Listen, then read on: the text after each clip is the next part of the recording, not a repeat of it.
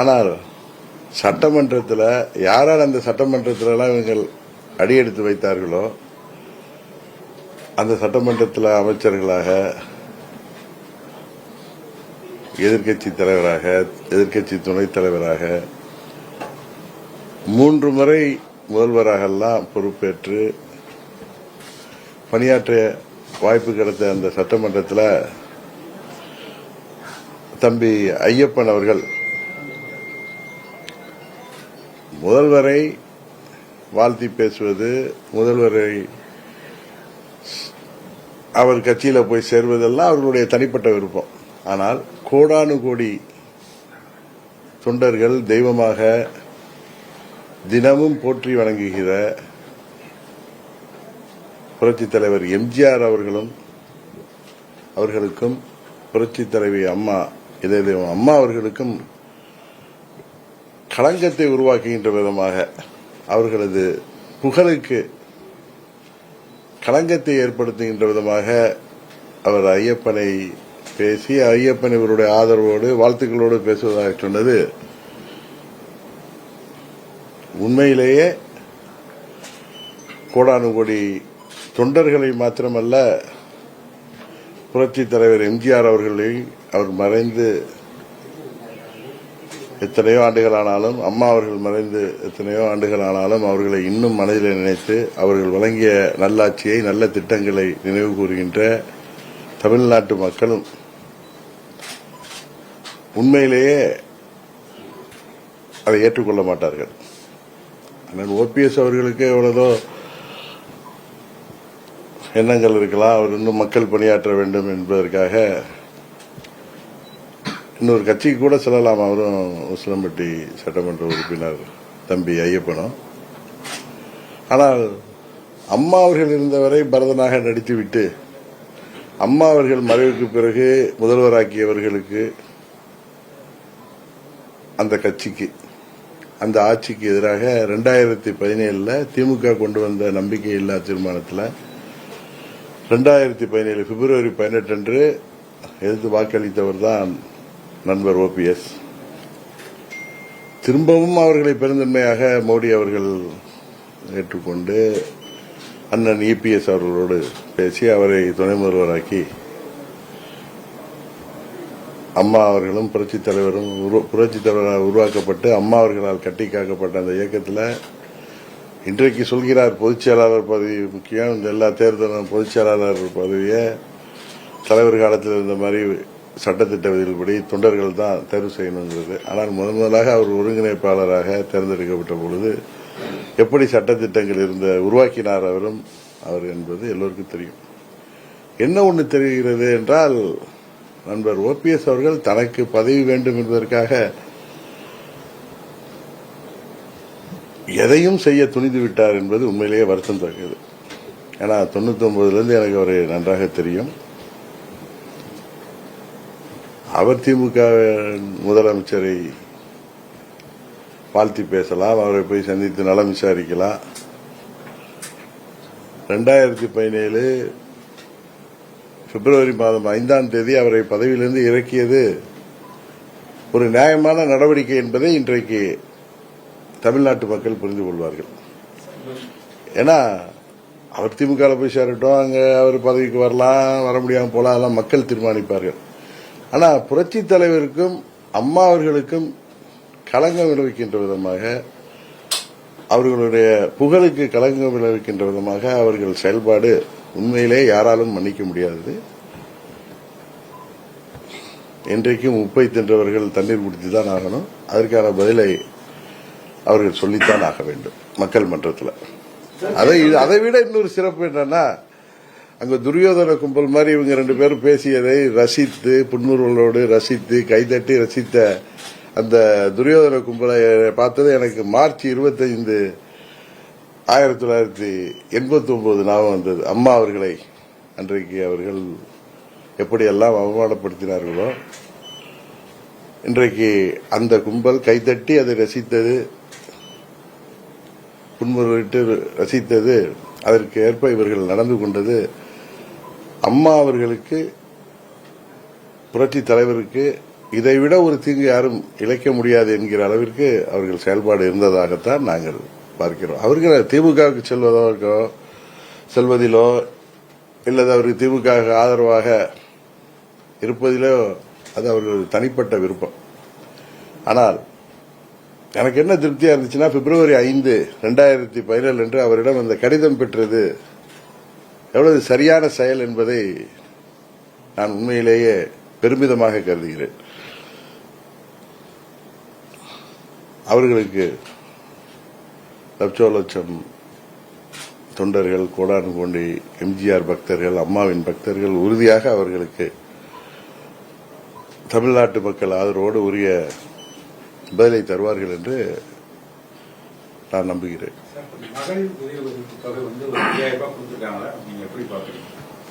5000 இல்ல 50,000 கொடுத்தாலும் இந்த ஊழல் ஆட்சி, மக்கள் விரோத ஆட்சி, அனைத்து தரப்பு மக்களும், அது பொதுமக்கள்லேருந்து விவசாயிகள், அரசு ஊழியர்கள், ஆசிரியர்கள், மின்சாரத்துறை ஊழியர்கள், போக்குவரத்து துறை ஊழியர்கள், பால்வாடி ஊழியர்கள்,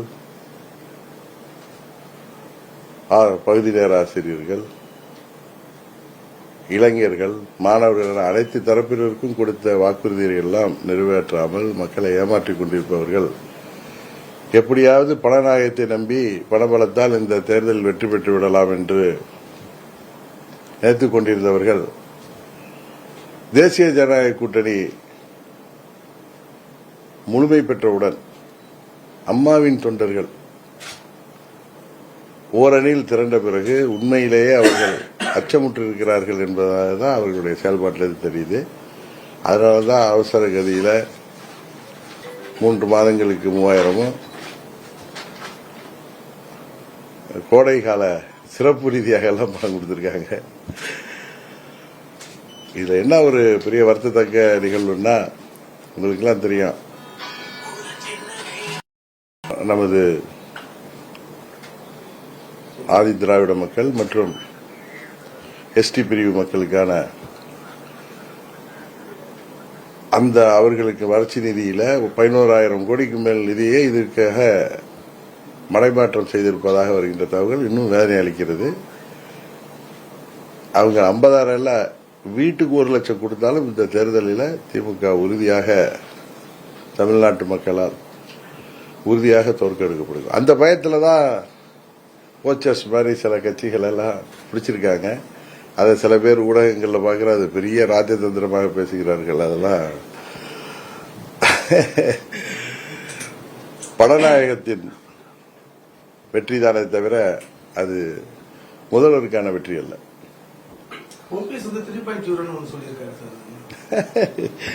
1.0 தர்ம யுத்தம் நடத்தினாரு. தர்ம யுத்தத்தை தர்மர் நடத்தணும் இல்ல?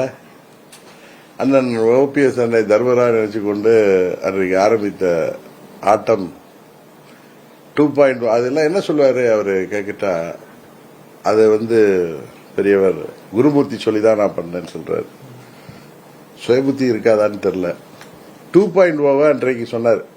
தர்ம யுத்தம் 2.0 நான் நமது முன்னாள் அமைச்சர் வைத்தியலிங்கம் அவர்களும் சகோதரர் மனோஜ் பாண்டியன் அவர்கள் சொல்லிதான் ஆரம்பிச்சேன். இப்ப 3.0 யார் சொல்லி ஆரம்பித்தார் என்று தெரியவில்லை. இது அவருக்கு உண்மையிலேயே இது நல்ல பாடத்தை போகட்டும். ஏன்னா தர்ம யுத்தத்தை தர்மம் நடத்தணும், அதர்மவாதிகள் நடத்தலாம். அது அதர்மத்தில் தான் அவர்களுக்கு முடியும். அதாவது போய் முடியுது, எங்க போய் சேர்றாங்க? துரியோதன கூட்டத்தில் போய் சேர்றாங்க. அதான் உண்மை.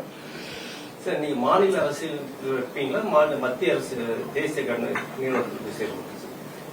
பாராளுமன்ற தேர்தல் ராஜ்யசபா அங்க ராஜ்யசபா போட்டிடுங்களா இல்ல சட்டசபையில போட்டிடுங்க? நான் உங்கள்கிட்ட சொல்லிட்டேன், சட்டசபை தேர்தலில் நான் போட்டியிடவில்லை. ராஜ்யசபா உறுப்பினர் பதவிக்கும் நான் கேட்கவில்லைன்னு சொல்லிட்டேன். ஏதோ ஊடகத்தில் ஏதோ செய்திகள்லாம் வருது, நான் கேட்கவும் இல்லை. யூகத்துக்கெல்லாம் நம்ம பதில் சொல்ல முடியாது. நாங்கள் அதற்காக தேசிய ஜனநாயக கூட்டணியில் அங்கம் வகிக்கிற பாஜக கூட்டணியில் நாங்கள் மீண்டும் இணைந்திருக்கிறோம். நான் பாஜக தலைவர்கள்ட்ட திமுகவை வீழ்த்த அம்மாவின் தொண்டர்கள் ஓர் அடியில் இணையணுங்கிறது தான் டெல்லியில் உள்ள பாஜக தலைவர்களின் விருப்பம். அதற்கு 21 நான் நட்புக்கரம் நீட்டினேன். அப்பொழுது முடியாமல் போனது. இப்பொழுது அது நிறைவேறியிருக்கிறது. அம்மாவின் தொண்டர்கள் 99.9% ஒரு அணியில் இணைந்து எங்களுக்குள் இருந்த மனமாச்சரியங்கள் எல்லாம் மறந்துவிட்டு அம்மாவின் ஆட்சி கொண்டு வர வேண்டும், தேசிய ஜனநாயக கூட்டணி ஆட்சி தமிழ்நாட்டில் அமைய வேண்டும் என்பதற்காக எல்லாம் ஒன்றிணைந்திருக்கோம். உங்களுக்கு தெரியும், யாரோ ஒரு சிலர் தங்களுக்கு பதவி இல்லை, வீட்டில் தூங்கிட்டு இருந்தவங்க எல்லாம் அம்மாவின் ஆட்சி வரணும், அம்மாவின் கட்சியை ஒன்றிணைப்பேன் என்று சொல்லியவர்களாம் இன்றைக்கு திடீர்னு கிளம்பி டம்மி வேட்பாளர்களை எல்லாம் நிறுத்துவதற்கும், இன்னும் சில பேர் போய் டம்மி அவர்களுக்கு அம்மாவின் தொண்டர்கள் நாங்கள் உறுதியாக இந்த தேர்தலில் பாடம் புகட்டுவோம். சீப்பை ஒழிச்சிட்டா கல்யாணத்தை நிறுத்திடலான்னு சில பேர் நினைக்கிறாங்க. அது உறுதியாக நடக்காது. கூட்டம் போட்டிருக்காங்க, தேனியில எங்க கட்சி ஆரம்பிக்க போறோம் அப்படிங்கிற மாதிரி புதிய கட்சி தான் நாங்க வந்து பண்றோம். திமுகவையும் உங்களையும் வீழ்த்துறது தான் நாங்க திமுகவே எங்களை வீழ்த்தலாம். தனிப்பட்ட தினகரன் தனியா போறப்ப என்ன காரம் மறைச்சு அடிக்கலாம், வீழ்த்தலாம். திமுகவுக்கு சாதகமாக செயல்படுபவர்கள் செயல்பாடுகளை மக்கள் தெரிந்து கொள்வார்கள். இன்னும் சொல்ல போனா அம்மா என்றவர்கள், அம்மா தான் தெய்வம், அம்மாவின் ஆட்சி வேண்டும், அம்மாவின் கட்சியை நாங்கள் ஒன்றுபடுத்துவோம் என்று சொன்னவர்கள் எல்லாம் இன்றைக்கு திமுகவின் ஏஜெண்டுகளாக செயல்பட்டு வருவது வெட்ட வெளிச்சமாகி வருகிறது. கேளுங்க, அதே மாதிரி ஒரு கட்சி ஆரம்பிச்சா அந்த கட்சி ரிஜிஸ்டர் ஆகிறதுக்கு குறைந்தபட்சம் 6 மாசம் ஆகும். தேர்தல் ஆணைய விதிகள் படி ஒரு கட்சி ஆரம்பிச்சோன்னா அது ரெசல்யூஷன் போட்டு அந்த கட்சி 100 பேர் சேர்ந்து ஒரு கட்சி அடிப்படையாக 100 மெம்பர்கள் சேர்ந்து உருவாக்கி அதை தேர்தல் ஆணையத்தை எழுப்பி அது 6 மாதங்கள் ஆகும். என்னதான் இவங்க அவசரப்படுத்தினாலும் அது 3 மாதங்களுக்குள் முடியவே முடியாது. அதனால யாராவது கட்சி ஆரம்பிப்பேன் என்று உங்களெல்லாம் ஏமாத்துறாங்களா, ஏமாறாதீங்க. இன்னும் சில பேர் நான் இன்னைக்கு தமிழ்நாட்டில் ஏதோ எத்தனையோ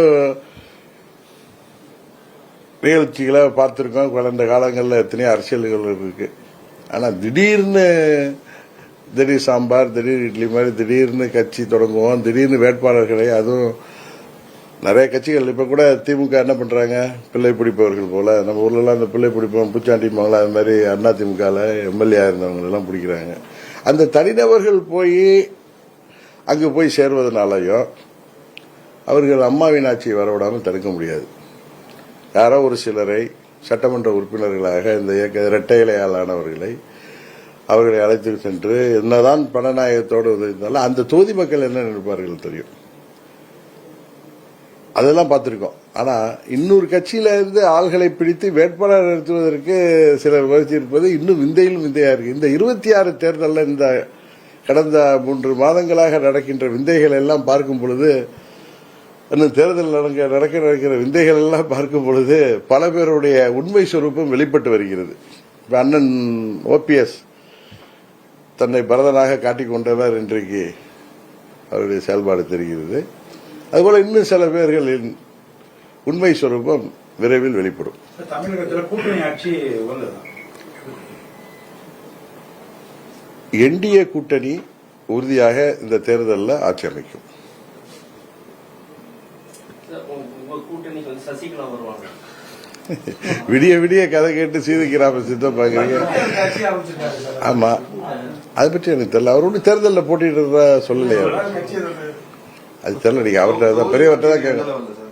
இன்னும் தொகுதி பங்கீடு பற்றி இந்த பேச்சுவார்த்தையை ஆரம்பிக்கல. நீங்களாதான் தொலைக்காட்சியில் 6, 5, 4 அந்த ஒரு இல்ல எங்க கட்சியில தகுதியான வேட்பாளர்களுக்கு கௌரவமான முறையில் எங்க கூட்டணியில சீட்டுகள் பெற்று அவர்கள் வேட்பாளராக நின்று குக்கர் சின்னத்தில் போட்டியிட்டு உறுதியாக நாங்கள் வெற்றி பெறுவோம்.